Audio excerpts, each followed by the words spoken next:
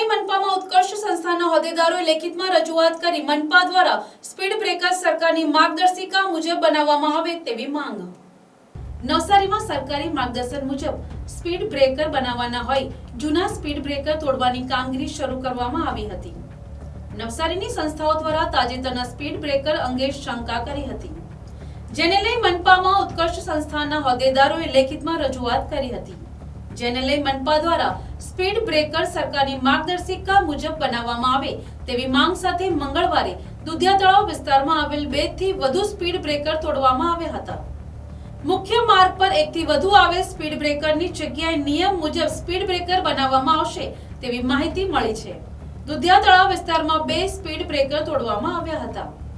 હું એડવોકેટ પરેશ કુમાર વાટવીચા અમારા ઉત્કર્ષ મંડળના પ્રમુખ શ્રી આદરણીય હરીશભાઈ વસીના નેતૃત્વમાં નવસારી મહાનગરપાલિકાને ઉદ્દેશીને એક આવેદનપત્ર આપવામાં આવેલું, જેમાં નવસારી મહાનગરપાલિકા હદ વિસ્તારની અંદર કેટલા બધા સ્પીડ બ્રેકરો જે આઈઆરસીની ગાઈડલાઇનની વિરુદ્ધના છે અને જે 4 ઇંચથી વધારે ના હોવા જોઈએ, એના કરતાં પણ વધારે 10-10 ઇંચના જે સ્પીડ બ્રેકરો છે એના કારણે ઘણા મોટા અકસ્માતો સર્જાય છે।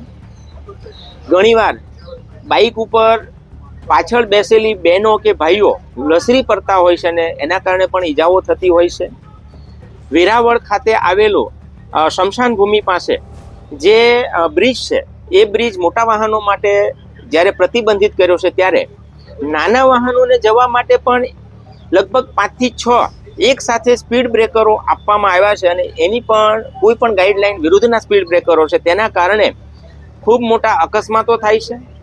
અને સામાન્ય રીતે જો એમ્બ્યુલન્સની અંદર કોઈ દર્દીને લાવવામાં આવે તો એને પણ ખૂબ મોટી મુશ્કેલી પડે અને કોઈ સગર્ભા સ્ત્રીને જો દવાખાને લાવવામાં આવે તો સ્પીડ બ્રેકરો પાસે જ એનો બાળકનો જન્મ થઈ જાય, ડિલિવરી થઈ જાય એવી સ્થિતિ સર્જાય એવા સ્પીડ બ્રેકરો છે। તો આવા સ્પીડ બ્રેકરો તાત્કાલિક દૂર થાય તે માટે આવેદનપત્ર આપ્યું અને વાહનો ખાસ કરીને કાર છે એ સ્પીડ બ્રેકરમાં અડી જતી હોય, વાહનોને પણ ખાસ મોટા નુકસાન થાય છે। નવસારી મહાનગરપાલિકાના આદરણીય કમિશનર સાહેબ દેવ ચૌધરી સાહેબ આને ઇનિશિયેટિવ લે, આદરણીય વસાવા સાહેબ નાયબ કમિશનર પણ આને ઇનિશિયેટિવ લે અને સ્પીડ બ્રેકરો હટાવે તો ઘણી મોટી દુર્ઘટનાઓને બચી શકાય એમ છે।